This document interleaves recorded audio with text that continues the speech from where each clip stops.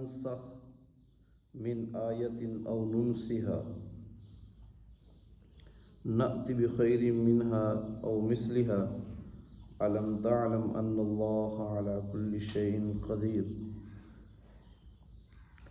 علم تعلم ان اللہ له ملک السماوات والارض وما لکم من دون اللہ من ولی ولا نصیر صدق اللہ العظیم۔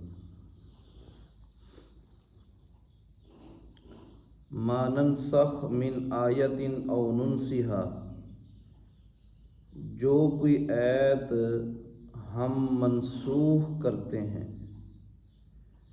او ننسها یا ہم اس آیت کو بھلا دیتے ہیں، نأتی بخیر منها تو ہم اس سے بہتر لاتے ہیں، او مثلها یا اس جیسی آیت لاتے ہیں۔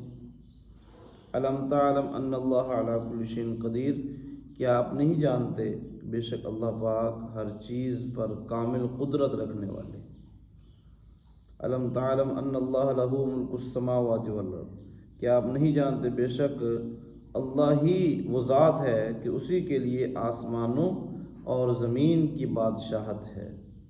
وما لکم من دون اللہ من ولی ولا نصیر، نہیں ہے تمہارے لیے اللہ کے علاوہ نہ کوئی ولی اور نہ ہی کوئی مددگار۔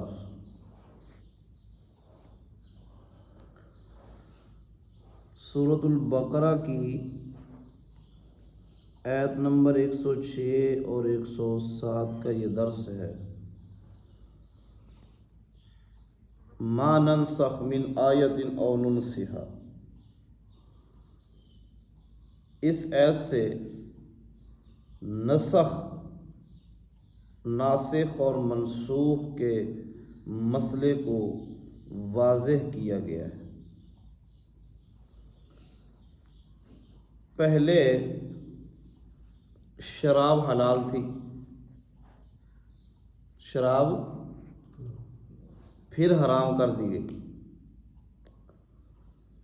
16 یا 17 مہینے رسول اللہ صلی اللہ علیہ وسلم اور صحابہ مسجد اقصیٰ کی طرف نماز پڑھتے رہے منہ کر کے، گویا کہ قبلہ کعبہ وہ مسجد اقصیٰ تھا، پھر اس کو بدل دیا گیا، پھر بیت اللہ ہو گیا، اور بہت سارے ایسے احکامات۔ مثلاً پہلے جب لڑائی ہوتی تھی تو ایک آدمی جو مسلمانوں کی طرف سے ہوتا تھا، شریعت کی طرف سے یہ تھا کہ 1-10 کا مقابلہ کرے گا، اور یہ بھی حکم تھا اہل کتاب اور مشرک کی عورتوں سے تم شادی کر سکتے ہو، اہل کتاب اور مشرکین کی عورتوں سے تم شادی کر سکتے ہو۔ بعد میں یہ حکم منسوخ ہوئے یا بدل دیے گئے۔ مثلا شراب کی حرمت، شراب حرام ہو گئی، بیت اللہ کو قبلہ بنا دیا گیا اور مسجد اقصیٰ کا جو وہ قبلہ تھا اس کو بدل دیا گیا، آگے دوسرے پارے میں آئے گا۔ اور 1-10 کا مقابلہ کرتا تھا تو پھر حکم آیا کہ 1 اب 2 کا مقابلہ کرے گا۔ اور مشرک اہل کتاب سے، مشرکین کی عورتوں سے نکاح جائز تھا، پھر منع کر دیا وَلَا تَنكِحُوا الْمُشْرِكَاتِ حَتَّى يُؤْمِنْ، اور تم مشرک عورتوں سے نکاح مت کرو حتیٰ کہ وہ ایمان لائیں۔ اس پر ہے سوال، آریہ سماج ہندوؤں کی ایک انتہا پسند تنظیم ہے، اس کا جو بانی ہے دیانند سرسوتی، اس نے اعتراض کیا مسلمانوں پر، دین پر، کتاب اللہ پر، اللہ پر۔ اس نے کہا کہ اے مسلمانوں، تمہاری کتاب کہتی ہے کہ ہم کوئی حکم مٹا دیتے ہیں یا کوئی ہم بھلا دیتے ہیں تو اس سے بہتر لاتے ہیں، تو اس کا مطلب یہ ہے کہ اللہ نے آج ایک حکم دیا ہے کل بدل کر کوئی اور حکم دیا. اس کا مطلب یہ ہے کہ اللہ کو یہ پتہ نہیں تھا کہ کل کچھ اور واقع ہونے والا ہے، تو میں حکم ہی ایسا دیتا، حکم ہی جو آج بھی ویسے ہوتا کل بھی ویسے ہوتا، آج اور ہے کل اور ہے. اس کا مطلب یہ ہے کہ اللہ پاک کو کل کا پتہ نہیں ہے. اللہ پاک کو بھئی آج حکم ہے مسجد اقصی کی طرف نماز پڑھنے کا، کل کو حکم ہو رہا ہے بیت اللہ کی طرف. تو مولانا قاسم نانوتوی رحمہ اللہ نے انتصار الاسلام ایک کتاب لکھی ہے، اس میں اس کا جواب دی ہے. مثال سے واضح کیا، فرمایا کہ یہ جو نسخ منسوخ ہے نا، نسخ اور منسوخ، ایک حکم کو مٹا دینا اس کے بدلے میں دوسرا حکم لے کے آنا، تو اس کو ایک مثال سے سمجھو. اس کو وہ مثال یہ ہے کہ ایک مریض ہوتا ہے، مریض جب وہ ڈاکٹر کے پاس جاتا ہے اس وقت اس کی مرض کی کنڈیشن بڑی خطرناک ہوتی ہے. اس وقت وہ ایک نسخہ تجویز کرتا ہے، نسخہ تجویز کرتا ہے کہ بھئی یہ نسخہ جا کے استعمال کرو. 15 دن کے بعد دوبارہ آپ نے آ کے چیک کروانا ہے. وہ نسخہ جا کے استعمال کرتا ہے اور 15 دن کے بعد وہ اس کی حالت بہتر ہوتی ہے، یہ جیسے بھی ہے وہ ڈاکٹر کے پاس آتا. اب وہ جب دوبارہ چیک کرتا ہے وہ یا تو یہ حالت ہوگی پہلے سے بگڑی ہوئی، یا یہ حالت ہوگی پہلے سے بہتر. جو بھی ہوگا اب وہ اس نسخے میں تھوڑی سی تبدیلی لائے گا. کیا لائے گا؟ بھئی دوائیاں چینج نہیں ہوتی رہتی، وہ کیوں ہیں؟ پہلے جب آیا تھا تو ڈاکٹر صاحب نے کہا تھا غذا ہلکی پھلکی کھانی ہے آپ نے، غذا، اور اب آ رہا ہے تو ڈاکٹر صاحب اب کہہ رہے ہیں کہ بھئی اب آپ کی حالت بہتر ہے، اب آپ یعنی چیزیں کھا سکتے. تو پہلے نسخہ اور اب اور، پہلے کھانے پینے کی چیزیں اور تھیں، اب تبدیلی اس میں لائی گئی. اللہ تو سارے حکیموں سے بڑھ کر حکیم ہے، سارے حکیموں سے. جب قرآن کریم نازل ہو رہا تھا اس وقت دین اسلام کی ابتدا تھی، آغاز تھا. کیا تھا؟ آغاز تھا. تو اللہ پاک کبھی ایک حکم کرتے، ٹھیک ہے، اس کے بعد پھر دوسرا حکم بدل دیتے. جیسے حضرت مولانا نے اس کو اس مثال سے سمجھایا، جیسے کہ طبیب ہوتا ہے نا، وہ پہلے اور نسخہ تجویز کرتا ہے، پھر کنڈیشن کو دیکھ کر نسخہ اور تجویز کر دیتا ہے.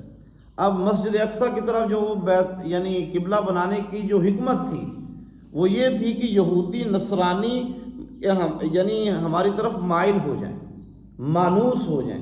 کیا ہو جائیں؟ کیونکہ جب رسول اللہ صلی اللہ علیہ وسلم مکہ سے مدینہ گئے تو یہودیت تو وہاں تھی. اگر وہاں آپ صلی اللہ علیہ وسلم کعبۃ اللہ کی طرف نماز پڑھتے تو یہ چونکہ اہل کتاب تھے اور اہل علم تھے، تو کوشش یہ تھی کہ یہ ہم میری طرف مانوس ہو جائیں، اور ان کی یہ خواہش تھی کہ قبلہ جو ہے نا وہ ہمارا ہونا چاہیے. کون سا؟ مسجد اقصی، مسجد، ہاں. تو اللہ پاک نے کہا کہ چلو بھائی ان کو تھوڑا سا بھی راضی کرو، تو آپ یعنی کدھر منہ کر کے نماز پڑھیں؟ مسجد اقصی کی طرف. پھر آگے دوسرے پارے میں آ رہا ہے فولی وجہ کے شطر المسجد الحرام. بھائی 15 16 17 مہینے یہ کعبۃ اللہ سے ہٹ کر مسجد اقصی کی طرف نماز پڑھی گئی.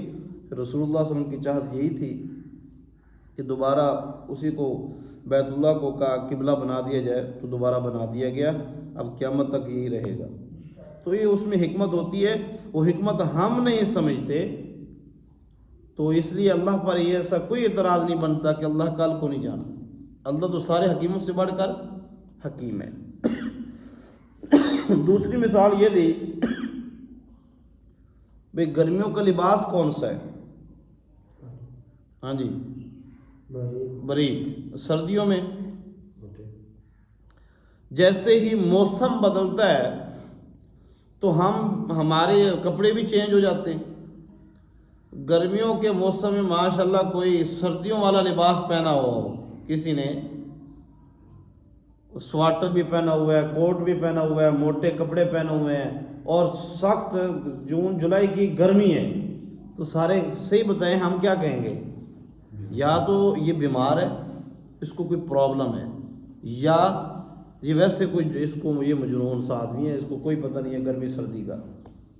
ٹھیک ہے، اب یہ حالات اب یہ بات بدل رہے ہیں نا، ہم تھوڑے سے تبدیل ہو رہے ہیں. تو اللہ بھی جب اسلام نیا نیا تھا نا تو اس وقت احکامات اور تھے، اور جب اسلام کو تقویت ملی تو پھر حکم بدل گئے، پھر احکامات بدل گئے. پھر ایک کے بدلے 10 نہیں تھا، اب ایک کے بدلے 2 ہے. ایک کے بدلے پھر شراب حلال نہیں تھی، پھر شراب کی حرمت واقع ہوئی. کیونکہ اگر ابتداً شراب کی حرمت ہوتی نا 4 ہجری میں ہوئی ہے، شراب 4 ہجری میں حرام ہوئی ہے. اگر حرمت پہلے دے دی جاتی نا، کیونکہ صحابہ جو مشرک بت پرست جو تھے وہ تو پہلے شرابیں پیتے تھے، فوراً ان کو اس حکم کو ایکسیپٹ کرنا مشکل تھا.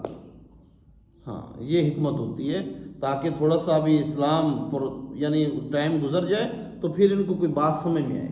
اس لیے اگر ایک آدمی نمازی ہے ہی نہیں، آپ فوراً اس پر لاگو کر دیں کہ چل نماز پڑھ لے گا. محنت کرے، کسی پر یعنی 2 مہینے محنت کرنی پڑتی ہے ہو جاتا ہے، کسی پر 2 سال محنت کرنی پڑتی ہے. تو یہی حکمتیں ہیں ناسخ اور منسوخ کی. پھر نسخ جو منسوخ ہے یہ قرآن کا قرآن سے بھی ہوتا ہے، قرآن کا احادیث سے بھی ہوتا ہے، قرآن کا حدیث سے ہوتا ہے، احادیث کا قرآن سے ہوتا ہے. اور بعض یعنی کیا اس کو کہتے ہیں آیات بھی منسوخ، جیسے کہ ایک آیت تھی الشیخ والشیخۃ اذا زنیا فرجموہما. سورۃ نور کی یہ آیت میں نے پڑھی ہے، یہ منسوخ ہے. اس وقت قرآن کریم میں یہ نہیں ہے یہ، لیکن اس کا حکم باقی ہے، اس کا حکم باقی ہے. شادی شدہ جو ہے وہ اگر شیخ اس کو کہتے ہیں جو شادی شدہ ہو، وہ اگر زنا کر لیں تو ان کو رجم کرو، ان کو کیا کرو. اور غیر شادی شدہ اگر یعنی زنا کر لیں تو پھر ان کے لیے کیا ہے 100 کوڑے. کیا ہیں جی 100 کوڑے. تو ما ننسخ من آیت او ننسها نأتی بخیر منہا، ہم اس سے بہتر آیت لاتے ہیں یا اس جیسی لاتے ہیں. حکم اس جیسا ہی ہوتا ہے، تبدیلی ہوتی ہے. اللہ دیکھ لیتے ہیں کہ باپ بندوں کی کنڈیشن کیا ہے. الم تعلم ان اللہ علی کل شیء قدیر، کیا آپ جانتے نہیں ہیں کہ بے شک اللہ پاک ہر چیز پر کامل قدرت رکھنے والے ہیں. جس کی قدرت کامل ہے، وہ جس وقت جو حکم دیتا ہے وہ حکم حکمت سے بھرا ہوتا ہے، اگرچہ ہم اس حکمت کو نہیں سمجھتے. اور فرمایا الم تعلم ان اللہ لہ ملک السماوات والارض، کیا آپ نہیں جانتے کہ بے شک اللہ ہی وہ ذات ہے جس کے لیے آسمان و زمین کی بادشاہت ہے. حکم کس کا چلے گا؟ ان الحکم الا للہ، بادشاہت کس کی ہے؟ قل اللہم مالک الملک، بادشاہوں کا بادشاہ وہ ایک اللہ ہے. کل قیامت والے دن اعلان ہوگا لمن الملک اليوم، آج کے دن کس کی بادشاہت ہے؟ کسی کا کوئی بھی جواب نہیں دے گا. تو اللہ خود فرمائیں گے للہ الواحد القہار، اللہ ہی کی ہے جو واحد ہے اور قہار غالب ہے. حقیقی آج بھی بادشاہت کس کی ہے؟ اللہ کی. یہ تو ہم بطور نمائندے، یہ نمائندے ہیں. جیسے وَإِذْ قَالَ رَبُّكَ لِلْمَلَائِكَةِ إِنِّي جَاعِلٌ فِي الْأَرْضِ خَلِيفَةً، آدم علیہ السلام کو دنیا میں بھیجا خلافت کے لیے، نمائندگی کے لیے. وَمَا لَكُم مِّن دُونِ اللَّهِ مِن وَلِيٍّ وَلَا نَصِيرٍ، اور فرمایا کہ تمہارے لیے اللہ کے سوا نہ کوئی تمہاری ولایت. ولی کس کو کہتے ہیں؟ اور جب ہمارے گھر میں ہم یعنی جو افراد رہ رہے ہیں تو والد جو ہوتا ہے وہ ہمارا کیا ہوتا ہے؟ ولی، سرپرست. اور نصیر کوئی مددگار بھی نہیں ہے، نہ کوئی ولی ہو نہ کوئی مددگار اللہ کے سوا. یا جن کو تم جن کی بت پرستی کرتے ہو، جن کو تم اپنا بڑا سمجھتے ہو، نہ وہ کھا سکتے ہیں، نہ پی سکتے ہیں، نہ سن سکتے ہیں. وہ تو خود بے جان ہیں. وہ تو تم اپنے ہاتھوں سے مورتیاں بنائی ہوئی ہیں، تم ان کی پوجا کرتے ہو. اللہ کے سوا کوئی ولی، کوئی مددگار نہیں. اس لیے اپنے عقیدے کو بھی ٹھیک کرو. اللہ پاک ہم سب کو عمل کی توفیق دے. اللہم صلی اللہ علیہ وسلم. اللهم ربنا آتنا في الدنيا حسنة وفي الآخرة حسنة وقنا عذاب النار وقنا عذاب القبر وقنا عذاب الحشر وقنا عذاب اللهم اكفنا بحلالك اللهم اغفر لنا قبل الموت وارحمنا عند الموت ولا تعذبنا بعد الموت ولا تحاسبنا يوم القيامة إنك على كل شيء قدير اللهم ارزقنا حبك وحب رسولك وحب عمل يقربنا إلى حبك اللهم إنا نجعلك في نحورهم ونعوذ بك من شرورهم اللهم أحسن عاقبتنا في الأمور كلها وأجرنا من خزي الدنيا وعذاب الآخرة يا حي يا قيوم برحمتك نستغيث أصلح لي شأني كله ولا تكلني إلى نفسي طرفة عين سبحان ربك رب العزة عما يصفون وسلام على المرسلين والحمد لله رب العالمين آمين آمين آمين برحمتك